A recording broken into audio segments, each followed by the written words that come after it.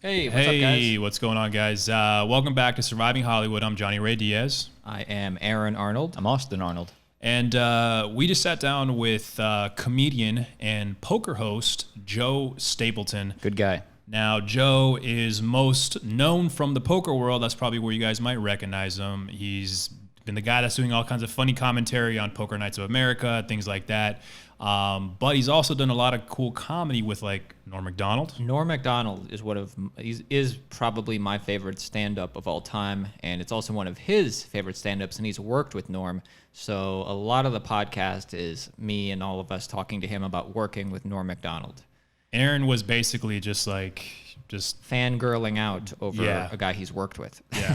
He's like, what does he smell like? Yeah. And we found out. In minute 40, well, you'll see. And you guys can find out too. He also talked about working for Mad TV when he first moved to Los Angeles, but I think it's pretty cool. As a writer? No, not quite. You'll find out. But he talked about working with Key and Peele. Yeah, Sure. that was surprising. That was near the top too. Yeah, so I don't want to spoil it, but it's pretty good. you guys got to check it out. There's a lot of good info in there, especially for you up-and-coming comedians out there. I always prefer, I think getting comedians on are my favorite people to get on. All you want are comedians. Yeah. Well, what do you guys think? Who do you guys like, comedians or? I mean, comedians, there's... Comedians are more fun. Yeah. That's right. Well, But I like a good director. yeah. I'm a fan of a good director. Yep. Well, today we got a comedian. Enjoy.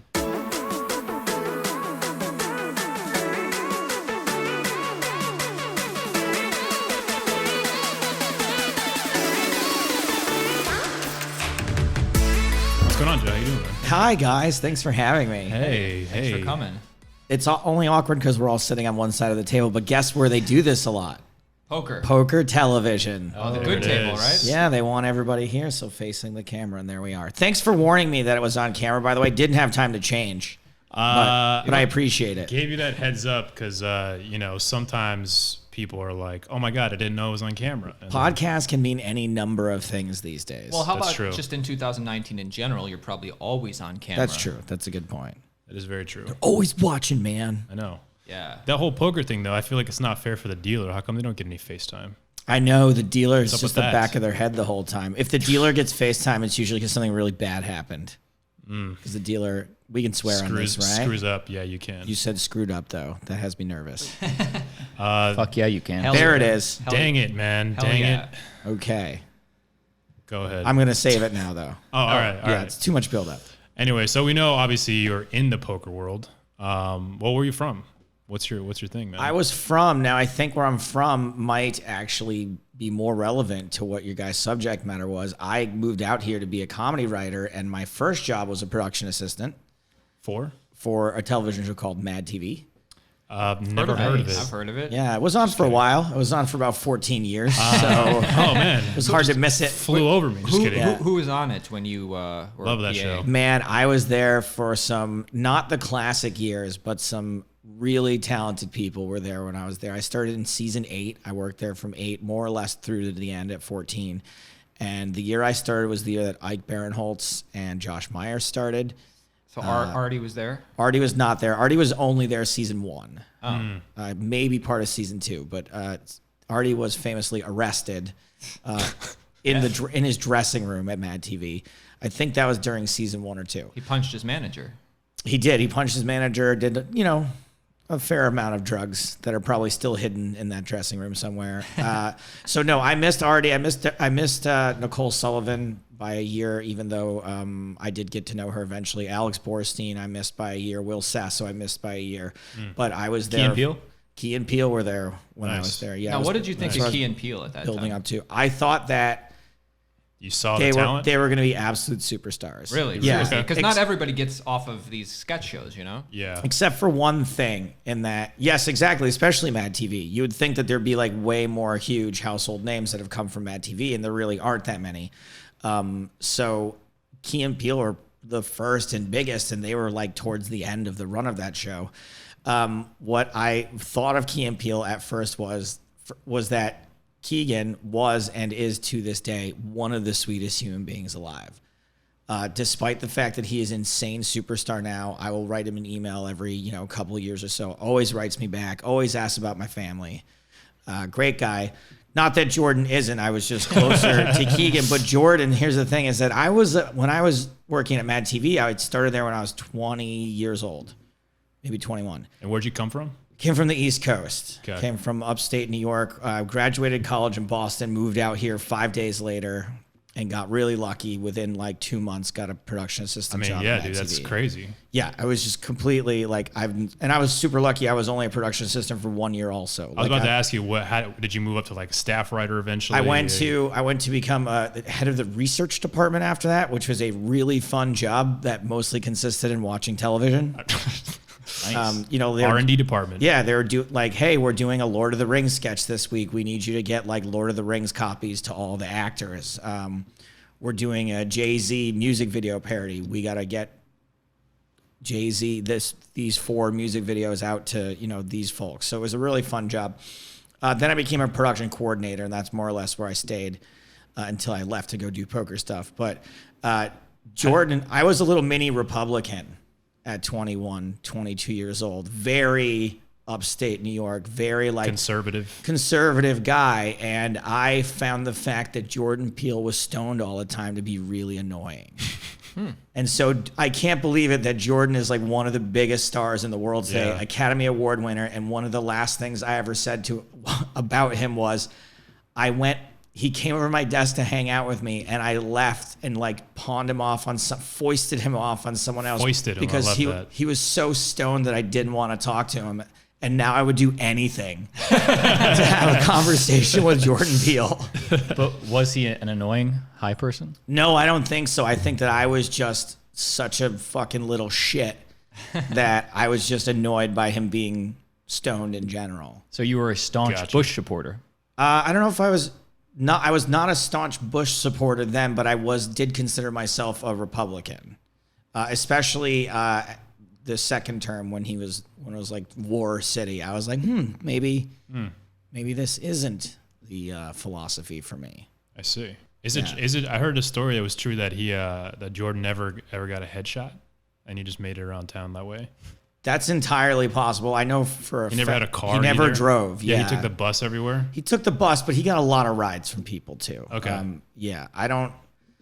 He was always needed a ride from somewhere. That was like one of my, as production coordinator, like just doling out production assistants to pick him up and drop him off various places. How'd you get that first gig, by the way? Like, how'd you just land? Man, I got so lucky, but again, well, they say it's not who you know, it's who you whistle at. It ended up being someone that I knew, but I didn't know him. I just sort of, when I got out here, man, these like methods for getting jobs now are so antiquated. But when I got out here, I used to wait for like every other Tuesday. Variety would come out with the production listings in it. Sorry, Hollywood Reporter had all the production listings in it. All the jobs they were looking or whatever. It weren't even jobs. It was just, here are all the production offices going right now and a phone number. And I would just start at A. And say what? And call them and say, hey, I'm looking for any employment opportunities that you might have. And every single person up through MA said no. Mad TV said maybe. They're one of the best. Promising. And I was like, okay, this is crazy, sure. And then they interviewed something like 40 PAs. Wow. For I think 1 or 2 jobs. And I had also been doing like tons of networking by just looking up who from my high school and college had lived in LA. And I emailed this one guy who had gone to my high school like 10 years before me. I was like, hey, you don't know me. Would just love to like have coffee or something, pick your brain for a second. I'm brand new out here.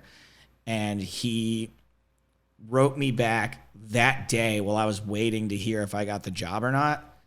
And so he was like, are you free for a phone call now? And I said, I'm not. I'm waiting to hear back from this TV show. Sorry, he called me and he said, can you talk now? And I was like, oh my God, I've been waiting months to talk to you, but I'm waiting to hear back from Mad TV. And he goes, hold on a second. And he like got on his other cell phone, called someone at Fox, and that person called the production coordinator at Mad TV. And like within a minute or two of this phone call, he was like, you got it. Baller move. You got the job. Yeah. And he was like a VP at Fox Sports, I think. So he just like called whoever he knew at Fox. He was high up there and just had. Yeah, exactly. And you know, that's how it works. That if some executive is like because you're a production coordinator, right? And you're looking at 5 candidates and they all seem like more or less the same to you. And then you get a call from the fucking network and they're like, this guy, and you're like, cool, sounds good to me. You're happy, I'm happy, all good. Yeah, problem solved. Yeah. So that's how I got the very first job here in LA. So you're very, Very lucky. indebted to that guy. I am indebted to that guy, absolutely. He went on to be like a big executive at Bravo too, like in the peak Bravo, which I think Bravo's still peaking at this point. Still around. I mean, Yeah. Andy Cohen is Bravo, in my opinion. Yeah, he was before Andy Cohen. He was his name's Dan Harrison. It reminds me I need to reach out to him and say hello. It's always good to.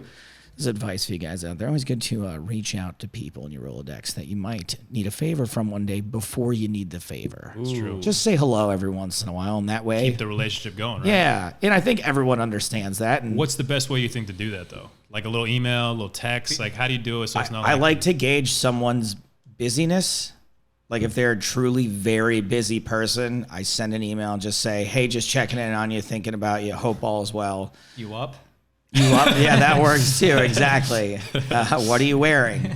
But if people aren't super busy, I try to throw out like a beer or a coffee or something, happy hour, just generally because I do like those people as well. It's not that I dislike spending time with them. I just hate putting pressure on already busy people to now make time for me when it's okay. We don't have to. I just want to say what's up. Gotcha. That's a good advice. Yeah, I should it keeps it implement that more simple often. because I always feel like, oh, what am I going to say? You know, I got to get to a point. But if you're just saying, hey, what's up? Just checking on you. Instead of might be okay. beer and the coffee, we like to use the podcast as an excuse. Podcast is great because it plays to people's egos too, right? That's like right. some people know they're doing you a favor, but other people are like, I get to be on a podcast. Hello. It's like we reached out to you several times, but the minute we said podcast, That's right. you showed up. Yeah. As soon as I knew there was going to be a red light and some microphones. Hello. That's the way it works. That's the way it goes. So you were telling us before the pod that you played on Poker Stars. Well, I want to know if you're more of a comedian first or a poker player / commentator first. Okay. I wasn't, sorry. Don't get angry. Oh, God, these questions. When I said ask me anything, I didn't literally mean it. I did not play much on Poker Stars. I was like anybody else at that time, like just kind of clicking buttons online. I wasn't much of an online poker player. Basically what happened was I was at Mad TV and I wanted to be a writer there more than anything. And I was largely ignored. And because I had this crazy work ethic that didn't allow me to self-promote or to even ask about the possibility of there being other opportunities for me there, at least during the season. While I was on the clock as a production coordinator, I just wouldn't do it, which I definitely regret now. But I had this very like conservative mindset of like, they hired you to be a production coordinator, not to spend your days and nights nosing around for a writing job. So shut the fuck up about it. And then what happened was during the times when I would speak up about it, I was very easily ignored during those times because I was so quiet. How'd you bring it up? Well, what show is this? This is Mad TV. Yeah. Oh, okay. So during summer hiatus, I would say, hey guys, I know you're hiring writers. Would you read my sketch pack? And basically I was more or less told no. They're like, go pick up Jordan Peele. Yeah, exactly. Hey, like, coffee's ready. yeah, and I wasn't even working at the time. Oh, Was the okay. thing. It was off season, and I was told no. I was told that I was too valuable as a production coordinator. What a compliment. Yeah, sort of, but also like fuck you. Isn't the trick also to not be too good at your job? Correct. That way it's like Yes, if you're and too good at it, then they're going to just leave Right, you and I there. wasn't valuable as a production coordinator because I was doing an associate producer job at the same time, which I didn't even realize because I wouldn't say being taken advantage of, but I was going above and beyond, and everyone was perfectly happy to accept that from me. So Looking back, was your sketch pack, like, did it have good stuff in it? that was the other thing I was going to say. To be fair, I also wasn't working very hard at being a writer. I wasn't writing lots of sketches. I wasn't doing anything really. I was working at 21 years old in 2002, making 65 grand a year at a union job. Killing it. I was working like On a hot TV show. 80 hours a week. And then on the weekends, I was just lighting money on fire, buying booze for me and all my friends from the time I got off Friday night till like Sunday, 2 a.m. And I wasn't really working very hard at being a writer either. So between those two things, there was literally no chance I was going to become a comedy writer. So one summer, we were on summer hiatus. My friend got an internship for Card Player Magazine, writing, doing live tournament reporting for the World Series of Poker in 2005. And I went with him to drop him off, like just to be like, cool, let's have a weekend in Vegas. I'll drop you off at your summer internship. They said to him, do you know anyone else who can write? He said, my friend right there can. And they hired me on the spot. And I decided to stay for the summer. As a writer. As a tournament reporter, as a journalist, if you will. Reporting poker news, basically? What we did is we would walk around the World Series of Poker and write down interesting hands we saw and then go enter them online, which now exists in lots of sports. It's just like a live blog, but we didn't know that's what we were doing. They were just live tournament updates, and I did that for like 45 days straight. Damn. Keeping track of the World Series of Poker in 2005. And when you saw like that Ben Affleck there, or that celebrity that showed up that year, was every reporter rushed to that table? Sort of. I mean, one of the guys that used to show up back then was Tobey Maguire, and everyone knew that he didn't want to be fucked with. Like, not even just fucked with, like, he didn't want to be looked at. He didn't want anyone standing near him. So, Diva.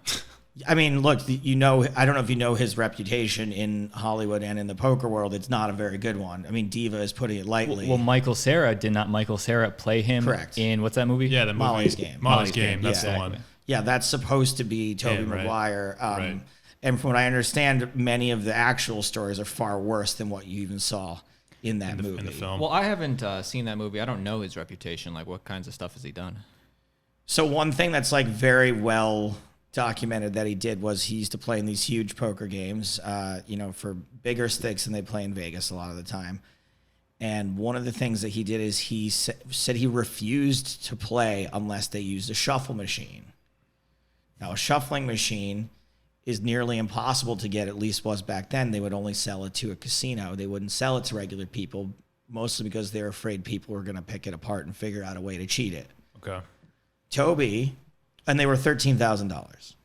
Toby somehow refused to play in a game that, unless it had a shuffle machine, just so happened to also own a shuffling machine. Oh, come on. Which he rented back to the game at a tune of $400 a day. Nice. He was up. So that's just one of the. So he's an entrepreneur, really. Exactly, but that's all. one of the stories. He just in general doesn't have the best reputation for being the friendliest guy, especially when it comes to poker. So no, we did not. So definitely not approachable. Not approachable. I'll tell you who was very approachable at the time, who I loved, James Woods. Oh, yeah. James Woods was a hell of a nice Fellow guy. conservative. Yeah, exactly. I didn't you even go. know that at the time. First of all, I didn't even know what liberal and conservative was back then. Yeah.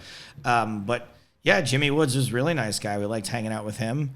Some people describe him as, he doesn't suffer fools. Not that you're a fool, but he's maybe not as open as, some other celebrity. He doesn't make chit chat or. Maybe. I don't suffer fools either, though. I mean, I'll still be nice to them, but like, if somebody acts like a fucking doofus, I had enough. I'll figure out a way to remove myself. And I wasn't saying you're a fool. I'm saying maybe a reporter coming up to him, he might automatically just assume, I don't want to deal with that. No, Jimmy Woods was nice.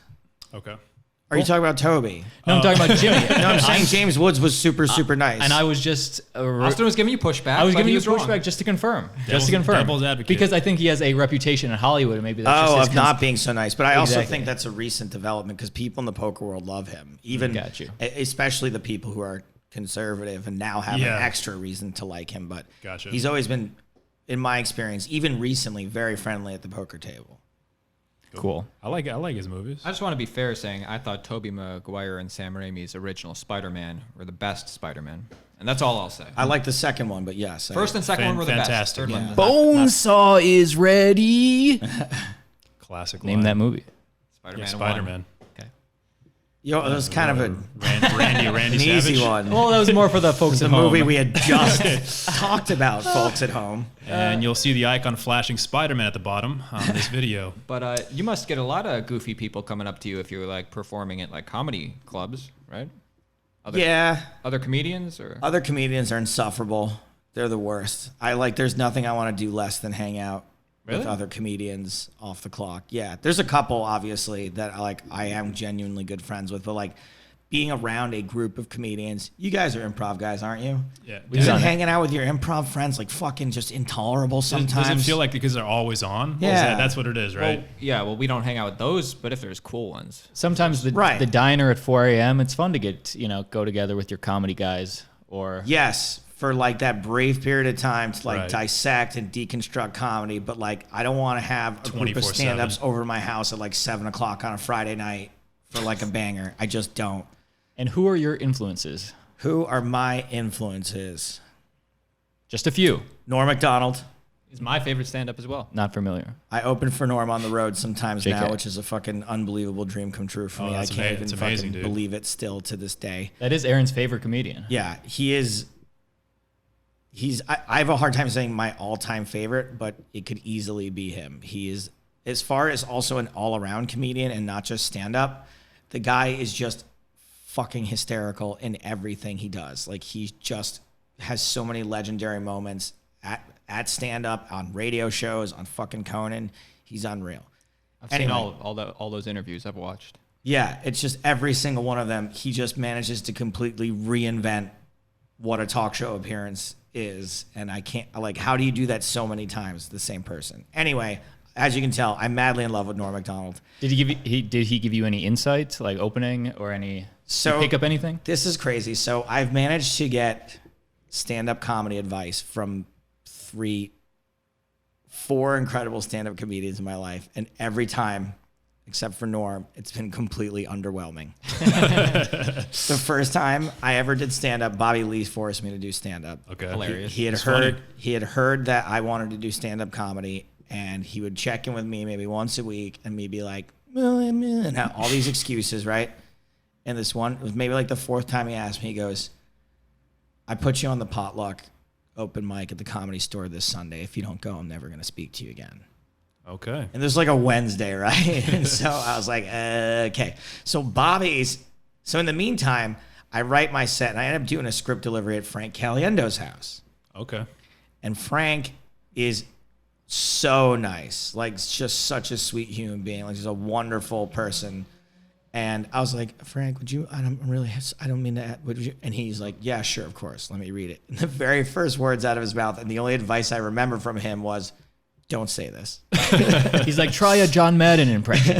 Yeah. I don't see any Furious 5 moments in here. And it was the joke. I honestly wrote for my first ever thing for stand-up. Now, was this the opener that he didn't like? Yeah, I'm just, like literally the first line. I'm so embarrassed to tell you guys Let's this. hear The it. first thing I ever wrote was, who farted? It was literally who farted, but getting like really seriously into it, like angry about it. Oh, that sounds kind of funny. Yeah, that could be a funny bit. Meta. And You know what? I don't know. And then angrily accusing it of someone and then yelling at them about their health. I mean, that sounds funny to me. A good button for that would be if you farted. Yes, it would. Maybe bring that back. So good. But anyway, his instinct was probably right. And also, there's no way I would have been able to sell it. Like 0% chance. I probably couldn't do it now, 15 years and like 500 sets later. I couldn't do it.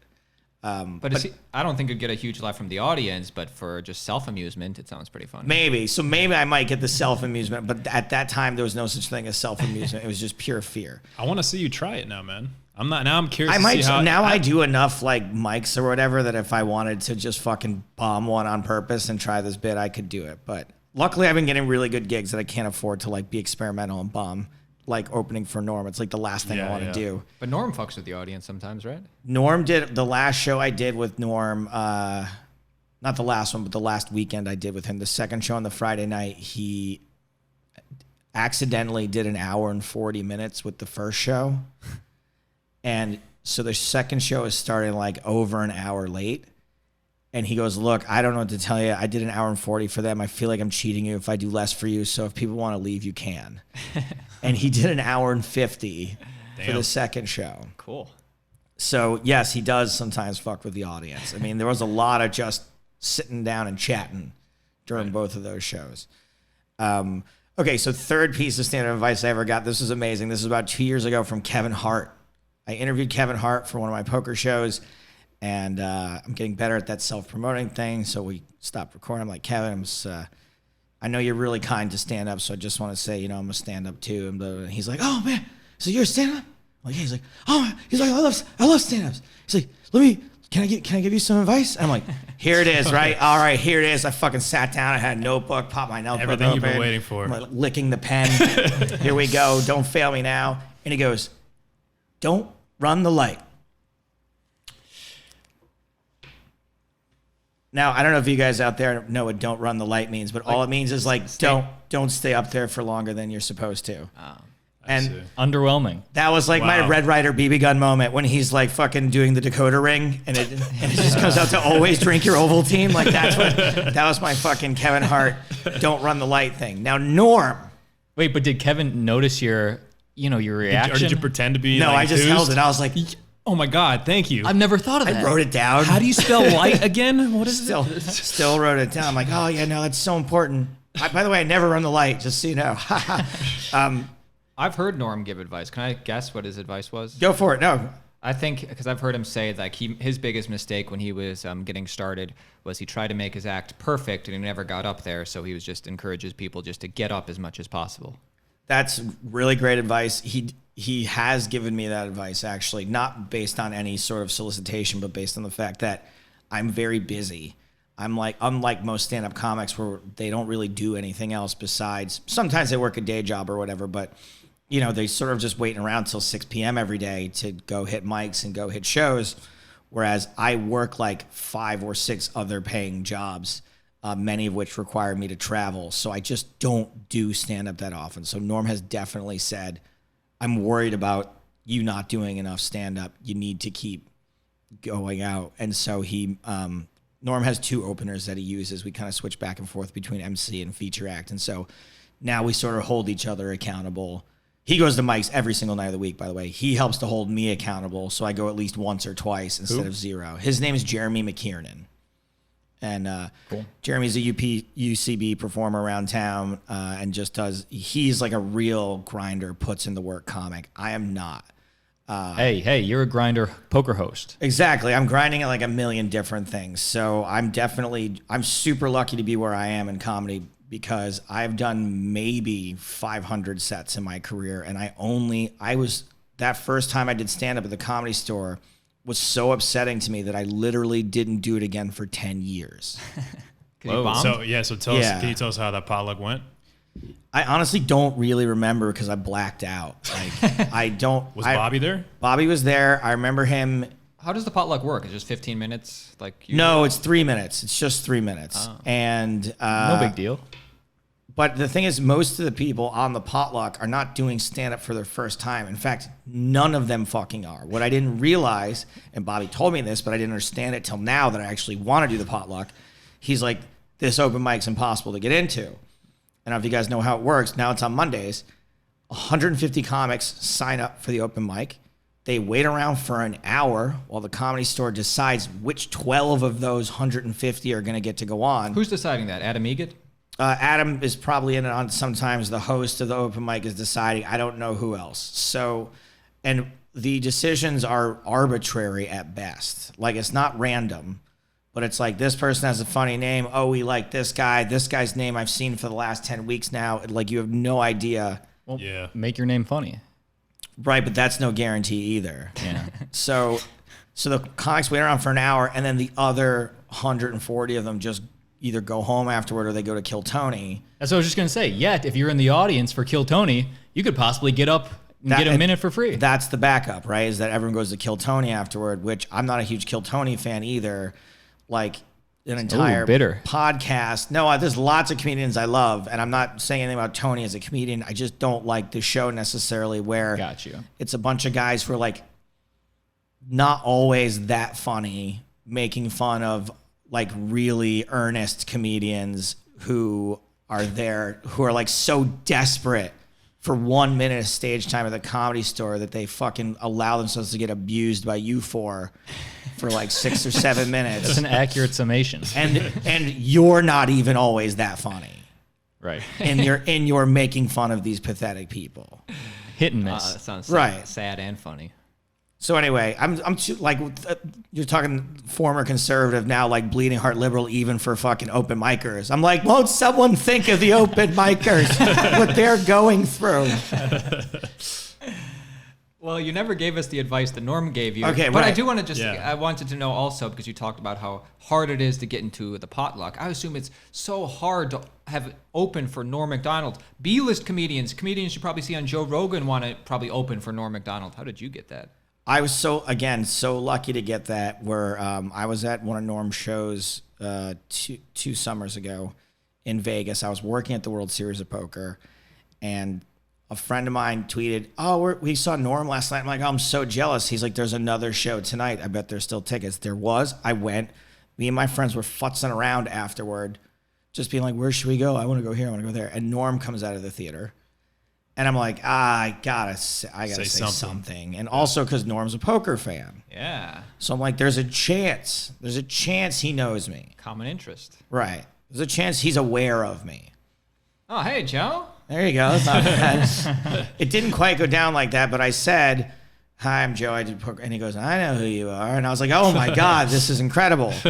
And then we took a photo, and the next day I tweeted at him, and I was like, "Hey, we met last night. I'm Joe." He writes back, "Yes, I remember. I'm not senile." And it just ended up, he ended up watching the entire World Series of Poker that summer live as it happened. And I was doing a lot of pieces on there. So I think he ended up kind of getting to know me a little bit through that. And then we started DMing. And it turns out we kind of have a lot in common in our comedic tastes. We both think he's hilarious. In our comedic tastes and sort of our general. Do you guys ever have friends that maybe you don't like to do the same things, but the way you treat people is exactly the same and it makes it easy for you to get along with? Like if you have a friend that's like treats wait staff the exact same way that you do, like if it's Shitty. you need to be with a friend that's also shitty, right? You share that common experience. Right. You can't be with a friend that like is way too good to them because there's a conflict there. Right. So just the way that Norm and I are shitty to most of the people in our lives, we really connected on that level. No, it's just that we kind of just had like a lot of like curmudgeon-y things in common about us. And then just out of the blue one day, he was like, he asked me for a couple of my videos. He asked me for a video. Like your stand-up videos? Or Yeah, what? and I was like, I don't know which one to send him. Like, this one is good for this, and this is good for that. And I really want to impress Norm. What the fuck? Norm Macdonald just asked me if he could watch my stand-up.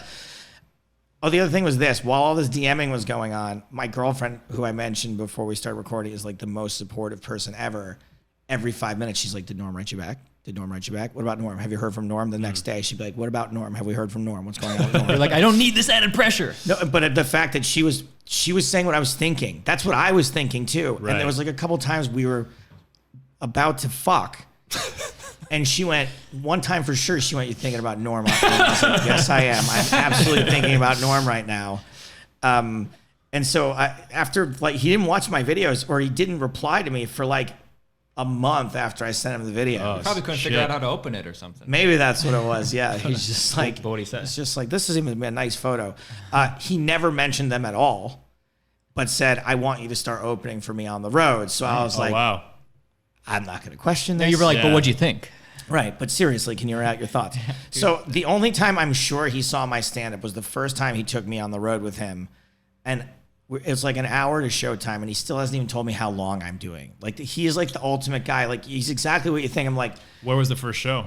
it was in Phoenix, Arizona. Oh, dude, at, my hometown. Yeah, this huge comedy club. What spot? The downtown one. Oh, yeah, Stand Up Live? Stand Up Live. Stand Up Live, yeah. And That's a good spot, man. It's a new comedy club. it's perfect. Yeah. It's really perfect. And so I'm on a plane with my hero, Norm Macdonald. I'm talking about whatever, and we're having a great time making each other laugh. And I'm Airline like, food. What's up with that? what is up with these peanuts? And so I was like, "Hey Norm, by the way, how long am I doing?" He's like, "Yeah, we'll talk about it later."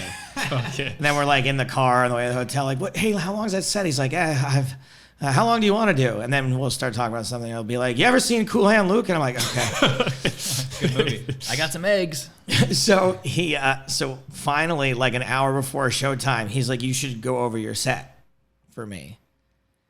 And I hate going over my set for people. Is that normal for the headliner to ask the opener, "Hey, I want to hear your set"? I don't think so, but also he knew I was nervous, Right. and he wanted to help me. I don't think it was like I need to approve of your set. It was Right. like let's hear it, and so let's. Yeah, that's good. And if you guys have ever done it, when people say that that setting just doesn't work to like do your set in front of somebody, it's hard to deliver it right. It's hard to receive it right.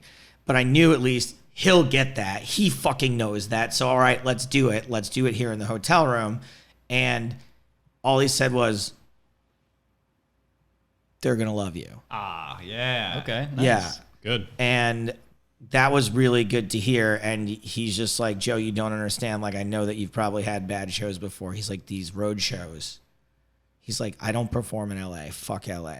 He's like, "These road shows, the people, they want to laugh. Like, they're there. These crowds are so hot and they're so happy to be there." He's like, "You're going to kill it. Don't worry about it. You're fine." And since then, we've talked a lot about comedy. Fix this word, change that. This doesn't quite logically make sense. And he takes the advice from us as well, which is pretty wild. Pretty cool. How long was that set then? The set I did, yeah, the other thing was this, is that Norm is so generous, right? So you know how they do like morning radio? Norm is always doing the morning radio. He took me to the morning radio and he was like, "If they don't let you on the air with me, I'm not going on the air." Oh, that's so Oh, cool. nice. He's always doing that. Yeah. Where did you guys go, by the way? Do you remember? One guy had a really funny nickname. I used to work in radio. That's why in Phoenix. One So guy I was had a curious. nickname. It was like, I know it's so cliche. It wasn't this. It was like Mad Dog. It was something like that. Oh, dude, I remember him. Madman, something like that. There was a Mad Dog. He used to Every work at, city has a Mad I think Dog. he was at Power 92. or And Power he 98. he was like dressed in a baseball uniform and stood the whole time. I think all the DJs stood actually. I don't remember the other. The other one was like a rock station, like because they had like a bunch of Muse paraphernalia. Anyway, so Norm made me go on the radio with him. Had a blast doing that. And so when he's like, "Okay, how long do you want to do?" I'm like, "The car ride back." And I'm like, Yeah. "How long do you want me to do? I don't know what to say here. I don't want to be rude. Like, I would love to do 15 minutes total, but like, if that's, I don't know what to, it's your show." So he goes, "All right, I want you to do 15 minutes at the top. Great. Then bring out the feature act. Great. Then I want you to do another 10 minutes in the middle. Before him? Yes. And then bring me out." And this is, again, very, very generous. I'm getting to do 25 minutes as an MC. The feature act's only doing 20 total. Did you have 25 minutes? I did, yes. It was fine. I mean, it was stretching for sure, but that wasn't a problem. But what was still to this day happens when I MC is the audience really does not want to see me for a second time. And it has ready for Norm. Exactly. It has nothing to do with me. It could have been fucking Jim Gaffigan coming out a second time, and they'd be like, "Fuck this shit. Where's Norm?" Where's Which Norm? sometimes people actually do yell out.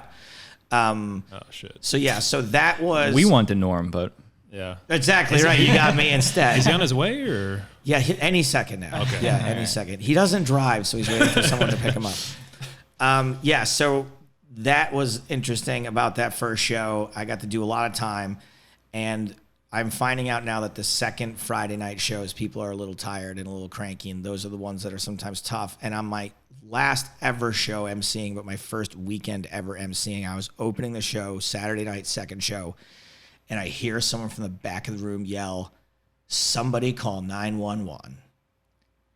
And in this moment, I'm like, do I immediately halt the show for what could very easily be a very poor taste heckle? Yeah. That's Right. like probably like Oh, a yeah. 50-50 chance I got you. somebody doesn't mean call 911. That's illegal. So then I do like another joke and a half, and I'm like, you know what?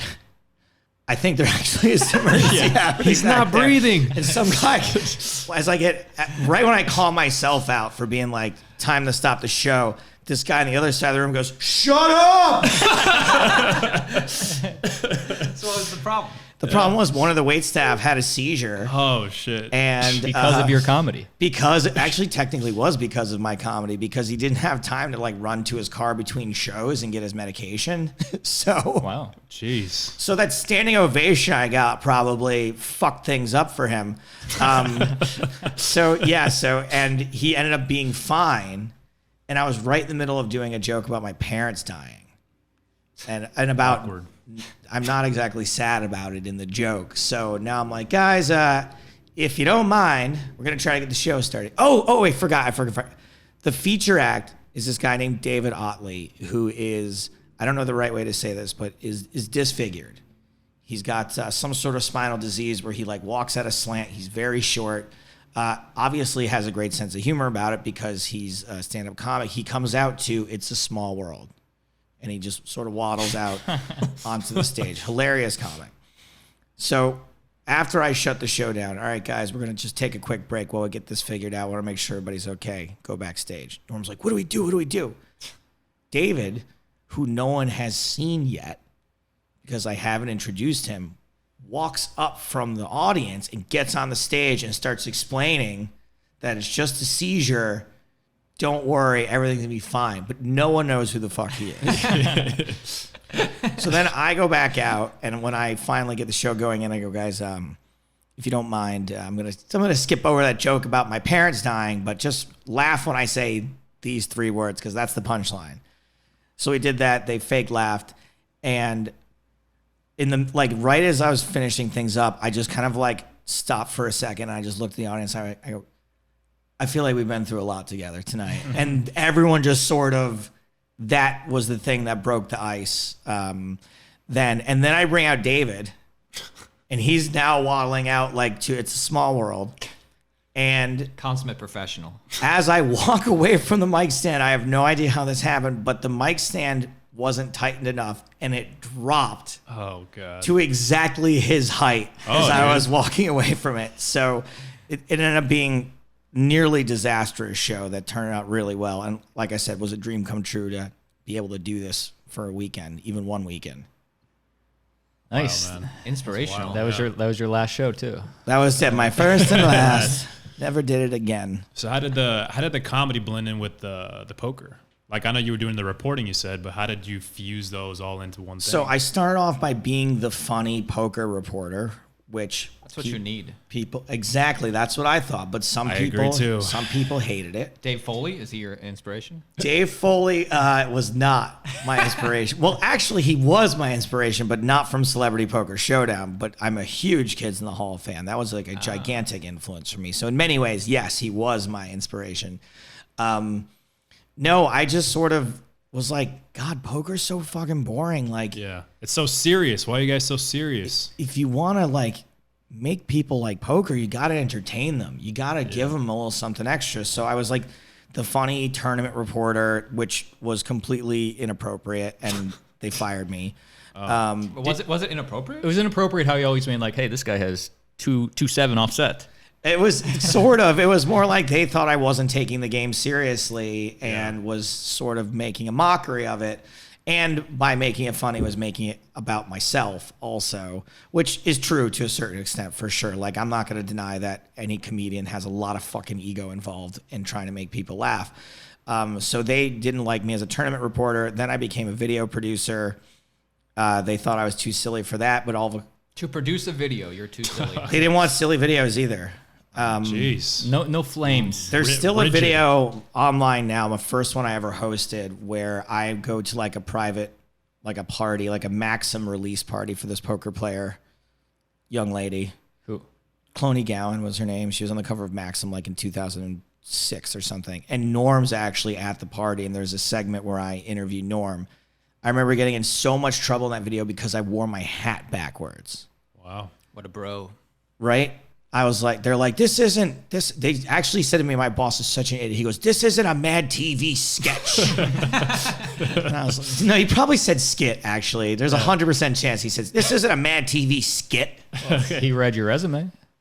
Right. And everyone thought I was a writer on Mad TV. I would clearly write production assistant, or at the time I was production coordinator. And all the time, whenever articles were written about me in the poker world, it was former writer from Mad TV. And I was like, dude, it's good. Can't do that. I look like the liar. Wow. So I went from doing videos to the next year, a company finally had some fucking brains and they wanted me to host a podcast.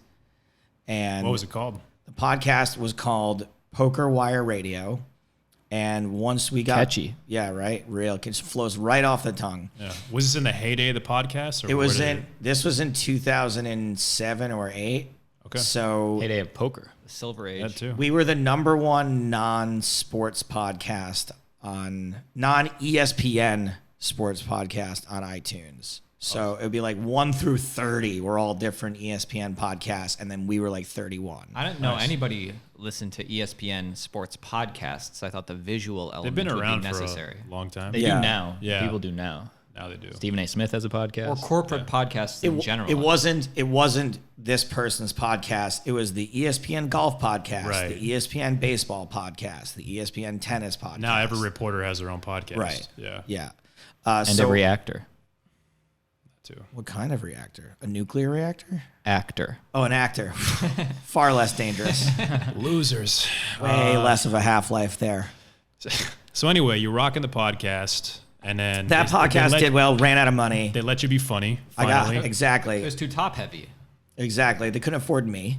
They couldn't afford it. I think I left Mad TV for a $50,000 podcast job, which even now to this day would be pretty good, I think. That for a pod. That's Yeah. what, yeah. That's what this podcast gets.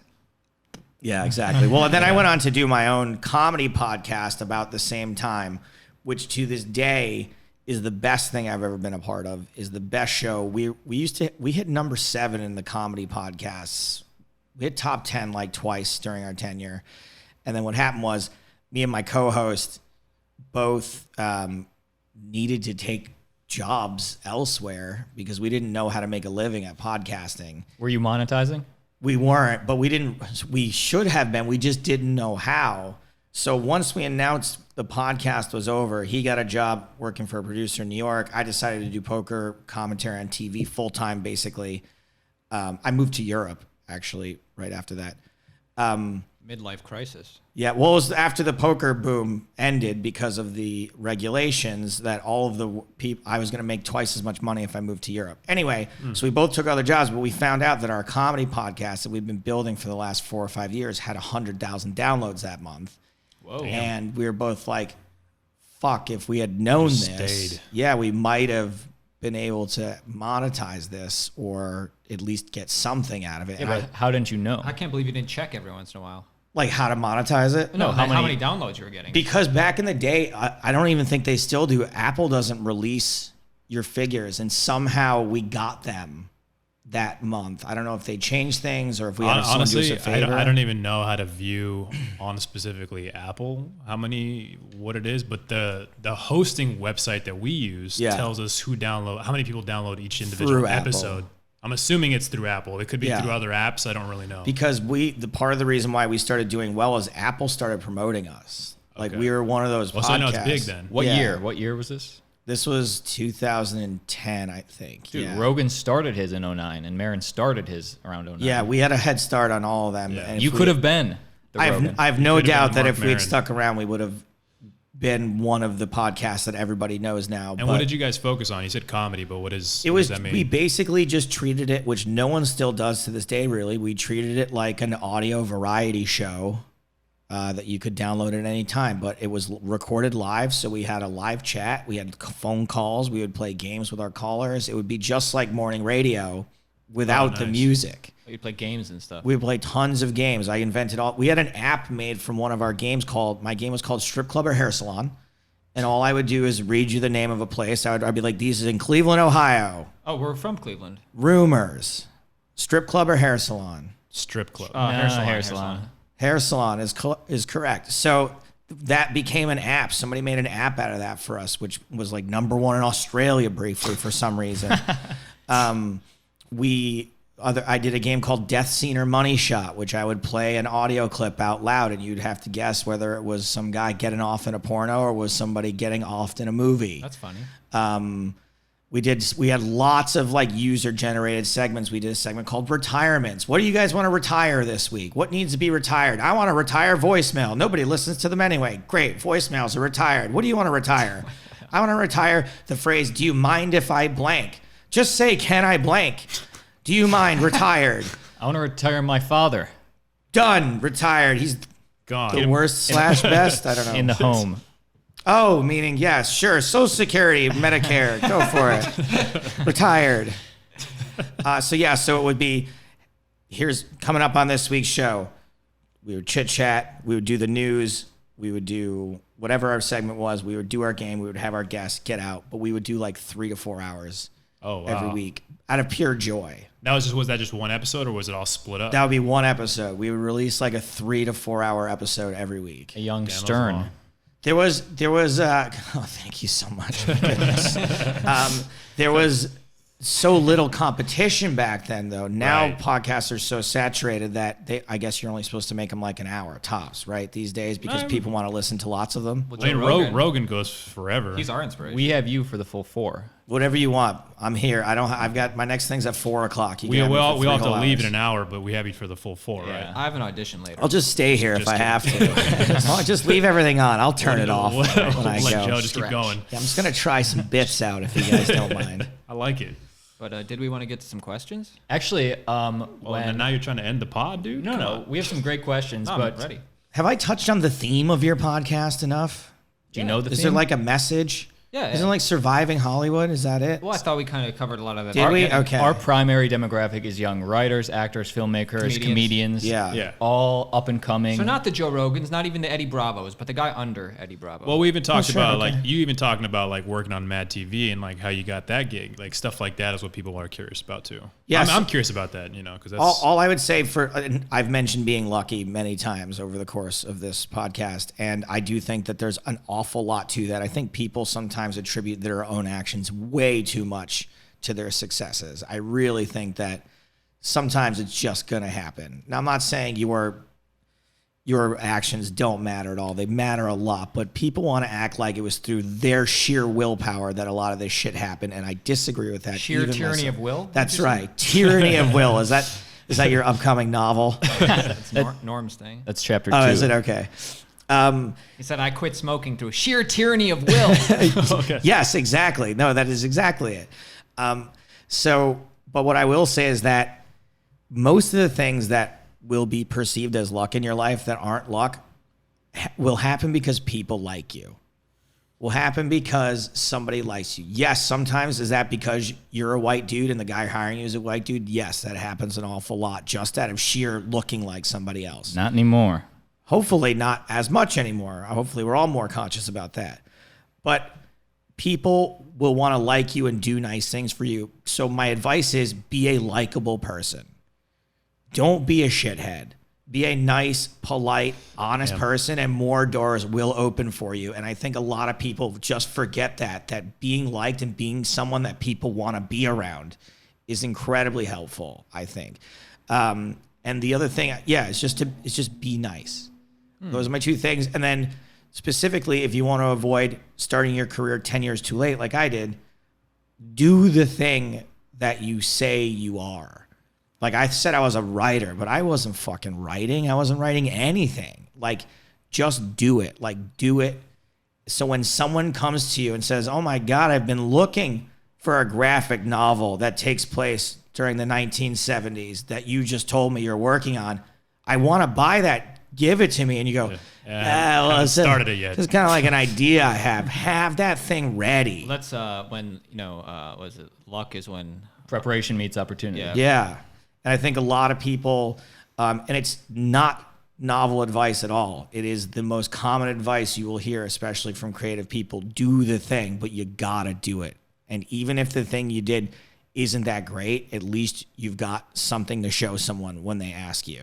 Well, it's kind of like the thing with Norm Macdonald, man. Like, if you weren't doing the poker thing, like, it might not have ever happened where that... Right. And that just kind of naturally happened. I had luckily been progressed to the point in my stand-up career where I was at least good enough for Norm to take me on the road with him. If I wasn't, that would have been a completely wasted, missed opportunity. You might not have gotten another one. Yeah. In another 10 years. You can't get another one from the greatest stand-up who ever lived. So... if in fact that is Norm's title and I wasn't ready for that opportunity, like that is something that's hard to forgive yourself for.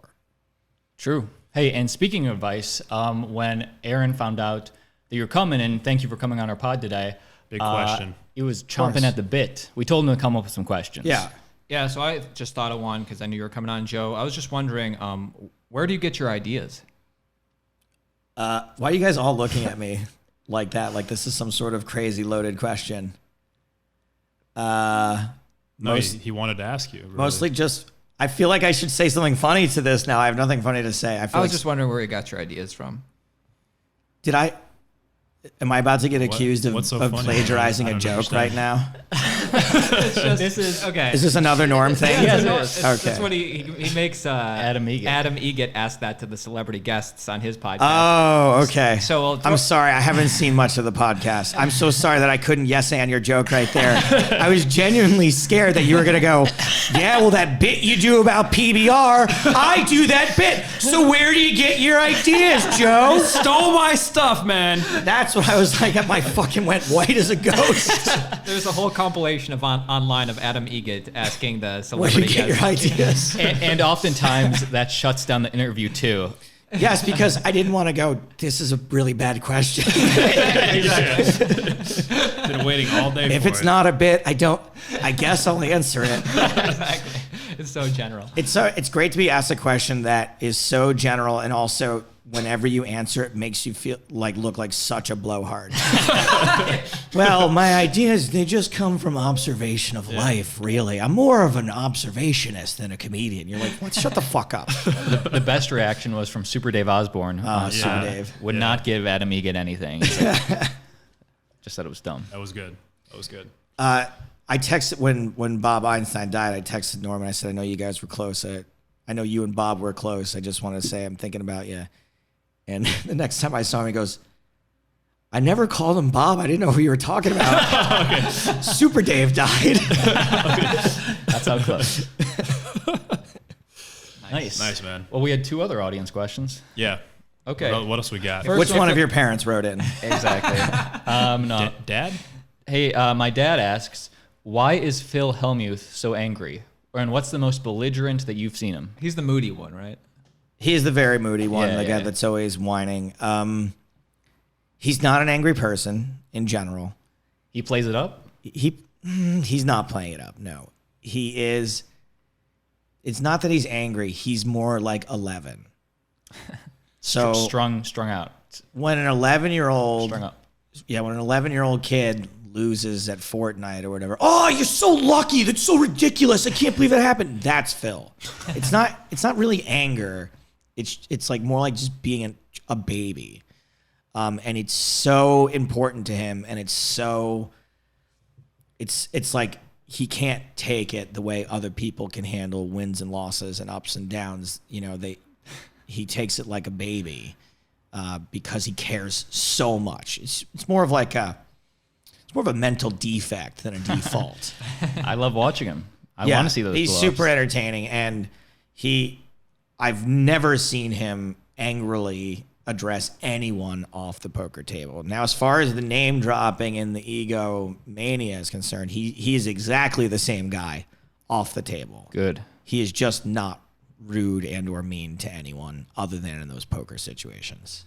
Question off of that. Have you ever, obviously these dudes are like multimillionaires. You ever party with any of these guys? Any crazy party stories with one of these poker dudes? The first thing I'll say is that you're not allowed to ask any follow-up questions to this statement.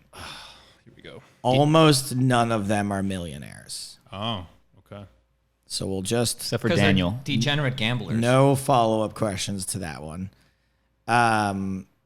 Second part is, yes, I have partied with many of them. I was at Daniel Negreanu's wedding a couple of months ago. Very fun night.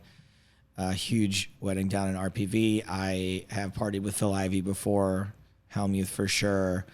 It doesn't happen as much as it used to because everyone's kind of older now and everyone's a lot smarter with their money. Like back in the heyday of online poker, no one thought the spigot was ever going to turn off. And so people were just like quite literally lighting money on fire. I've seen it. So that not existing anymore. There are no more endorsement deals. There are no more. That's where the money was coming from, the endorsement. Deals, and online poker sites were paying these guys hand over fist to just wear their patches so that people would go, oh, I want to play where Phil Hellmuth plays. And It worked on us. yeah, exactly. So none of that exists anymore. I mean, it exists, I would say, like around 5% of what it did back in those days. So the partying isn't quite, isn't the same. It's more like cocktails in bed by 10. Yeah, it is. And everyone's older now too. Absolutely. Are there? I only know the names, the older class. Are there new? That's not uncommon. Yeah, there are lots of new ones, but because online poker again went away in America, so did poker on television. Like 75% on the poker TV went away. Yeah, we used to watch that. Yeah, so you don't get to know these new players anymore, and then the television programs that do exist still mostly focus on those players because they know they're the only ones people still recognize. So that's not uncommon at all.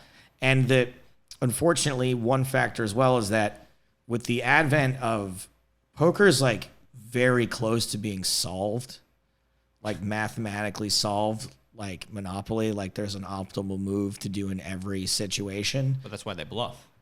Right, but even with bluffing included, it like the whole thing is about to be solved. Of course, there are certain variables that. This is you after 2 joints. The whole thing's about to be solved. Yeah, no. There are like literally. I don't understand how somebody could, if they're at the table, how do they, a person? Because it's statistics. It's just on their head. They're still running the They're statistics. running the statistics and they're literally studying like algorithmic charts at nighttime. But if somebody's bluffing. So what you do is you factor that in. How often is that person likely to be bluffing given this set of circumstances, this time in the tournament, this amount of chips they have in front of them, this amount of chips I have in front of me? They do the same thing with basketball and sports. It's like, this when this basketball player is pushed here, he's going to make this move. They like work all that out. Right. And poker has fewer variables than basketball does because it's You can only do a few things. Yeah. right. 52 And so, cards. More controlled. So as we get closer and closer to poker being solved, the players who have won the most money are the players that have been on the forefront of this solving it. And those players typically don't have the same outward personalities. That type of person isn't the same as your fast talking, hard drinking, old school gambler. These are quiet nerds. I'm picturing a mild mannered Asian man. We don't need to get racial. Silicon Plenty Valley. of those. Plenty of mild mannered Asian Scotty men. Wynn. Exactly. He's the other one. He's the old school. He's mild mannered. He's not on the forefront of solving poker, I'll tell you this much. He's on the forefront of solving, not looking like he has wet hair all the time. Why is his hair always wet? I don't know. I could We not don't tell ask. you. Is he sweating? No, he's good. So if that's the case with poker, where do you see it going in the future? I think that poker will always exist on a small scale level, your $500 and your $1,000 tournaments or your cash games, your home games. I think that poker will more or less always exist in that space. As far as high stakes poker is concerned, I don't know where it's going. I don't know. It seems to be alive and well, seems to be fine. But what I think is in real trouble isn't poker, it's poker on TV. Which is why I'm available for almost anything right now. Not a lot of poker on TV anymore. Well, were you aware of that poker pilot that got shopped around luckboxes? That was shopped around. Jason Somerville was like yes, the EP. Jason is a friend of mine, and I remember. Were you guys in luckboxes? You're speaking to the star right guy now. was. Oh my God! Yeah. Well, I want to know what you heard about it. Was it Jay produced it, right? What's his name? Jason Rosencrantz, right? I'm not sure of the producers, or I would know their names if I heard them. Jay Rosencrantz, I want to say. Anyway, But those guys do really good work, and I never saw the pilot, but I heard it was pretty cool. I didn't hear that much about Well, it. the reason honestly. it didn't take off because it was written specifically for a poker for network. Poker Central, Yeah. and they paid for the pitch, but then they were like, well, we can just do reality type, just videotape the games, and we don't have to pay any of these actors. Right. So then they were like, I've had similar experiences with similar companies, I'll say, where they have really big ideas what they want to do, and then when they see how much it costs, they go, "Oof, what can we do that's like this, but is 1/10 as expensive?" That's what we want to do. I've had lots of experiences like that, and it is kind of frustrating. Sorry about the near miss there. it's okay. Thank I you. mean, if you had been on Poker Central, hundreds of people would know who you are by now. So. I know. No, poker is good. Poker is the audience is small, but they are very loyal. The hearts are big. and the people who like poker consume everything. Yeah. That's poker. Would you say that you're more of a tight, aggressive player or a... I am a tight, weak player. I am one of the worst types of poker players. So still conservative. Still conservative in my poker playing. I'm Not like liberal with it. I'm like a call, fold type of person. If you guys know what that's like. I'm a call, fold, and then every once in a while I'll call, bluff directly into the stone nuts. Like once a night I'll run a huge bluff and the person will be like 7 aces, and I'll be like, cool, you win. Cool, I'll grab the mic and commentate. Exactly. I'm done, guys. Ha. Nice. So now are you hosting a bunch of other shows? Are you still doing Poker Night in America? Poker Night in America, yes. That's still going. I'm still doing the European Poker Tour. Saturday, I'm headed to Barcelona for some European Poker Tour work. Oh, sweet, man. I'm going to be doing some work for Jason Somerville in October. He does a big live event every year called Run It Up in Reno, which is super fun. And they have me go up there. I play some. I commentate some. I do a stand-up comedy night. And he got his following through Twitch, right? Yeah, Jason was like the original Twitch streamer. That's what I hear. Yeah, he is what built an audience on Twitch. And now people have superseded him as far as numbers are concerned, but it was all built on his doing it first. He was the PewDiePie, maybe, of poker. He was the Dr. Disaster of ninja of poker. Right. It's called PewDiePie. I like PewDiePie. Do you say coupon or coupon? Coupon. Coupon. Growing up, I did say coupon. Now I'm switching. You changed? Just like me when I switched from conservative to liberal. You're like, coupon no more. Yeah, exactly. I didn't know. It's too cutesy. We didn't know how hurtful coupon was. Thanks, No Mom. So one last question, and then maybe we go to plugs. Yeah, let's do it. All right, this one's kind of an inside baseball type thing. This is from username. Baseball This is from type thing? Reddit. Yeah, it's if you play poker, you'll get it. BetFoldTim09 asks, okay, okay. So this is a hypothetical to you. Okay. You hold double snowmen, offset, diamond clubs, and the flop is a 4 of hearts, 6 of hearts, king of clubs. You're heads up against a tight aggressive sitting to the right of the button. Tight aggressive bets 3x the pot, and keep in mind you have 4x more than him in total chips. How do you play it? In final table now, please help. Okay. That's funny. Yeah. What was the flop again? That was funny. Flop. I don't think we need to make him answer. 4 hearts. Guaranteed this guy lost it all. If it's a final table, I probably fold. If it's a cash game, I'd probably just go all in. All right, let us know what you did down below in the comments. But You already plugged some stuff you're Would've doing this called, Saturday. would've called. Unfortunately, this episode's going to come out after this Saturday. So what else you got going on? There are a lot of, by the way, just not to get too nerdy, there are a lot of other factors I would need to know there before I can actually give the answer, like how many players are left at the final table? What does each place pay? Are there other players that have fewer chips than you? Do you have the most chips? well, this guy did say, heads up. You Oh, he said it was heads up final table. Yeah. Oh, hold on a second. And He did say heads had up. more Sorry. chips than the other guy didn't. 4 times the amount of He total just chips. worded it so weirdly that I had a hard time following what was going on. This guy's on person- his phone. This person is Austin, so there we go. Are you serious, dude? Okay. I would never fucking do that. intentionally worded it like that. I would which is never great. disrespect our podcast by writing these questions. Well, it was Tim, I think you said it was. It was BetFoldTim09. Fold Tim 09.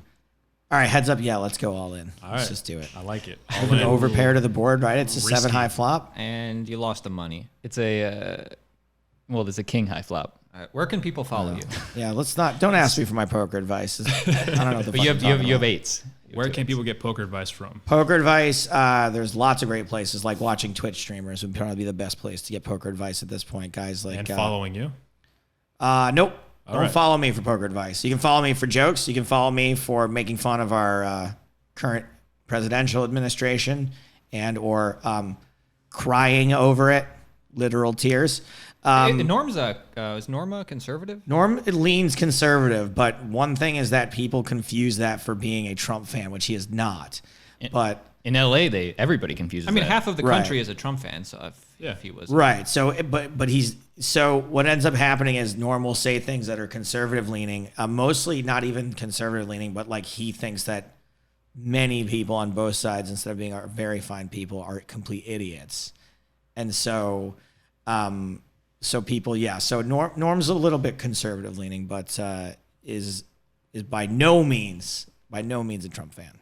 But anyway, yes, I am very left leaning. Everybody, hey there. Don't want to ruin it for you, But my comedy, I'll tell you, is apolitical. I think there's so much out there being done on the subject. That's refreshing. That That's there's- apolitical. Yeah, Well, would you give us your closer? Yeah, right. my closer. Give us a good one. Good night, everybody. Hey. All right, nice. But where can people follow you? What's your handle? They can follow Yeah. me at Stapes on Twitter, and it's mostly just a place for me to plug shows. So at Stapes on Twitter. Stapes? Stapes, Stapes. And on Instagram, I am at InstaStapes. And I've got a Facebook page as well, but But that's nobody uses that. Stapes was taken. I'd rather not. I'd rather not use Facebook. Dude, when's the next time you're playing the store? Yeah. I am playing the store September 27th. Not confirmed yet, but I think right. I'll be on the Friday night, September 27th. The show is 7:30 p.m. Hey, everybody. We're gonna come. Yeah, let's You guys go. gonna come? Yeah, we'd love to Support see it. it, man. Friend of the pod. I Friend of will the pod. make sure that whatever my actual next dates are, that I confirm with you guys. That would be awesome. Thank you so much We for would that. love to come out. Thanks, Sean. I love you. You're my best friends. Do you remember our names? I think so. Yes, I do. Austin, Aaron, Johnny. Yeah. All right, new friend of the pod. Hey, officially a friend. Cool. And that was your final test. No, man, dude, thank you for coming, man. Really appreciate it. And Now for the second hour, you can ask us questions. Excellent. Okay. What's your sign? fantastic. Oh, Well, Virgo. Virgo. And what's your sign? All right. we got it. All right. Awesome.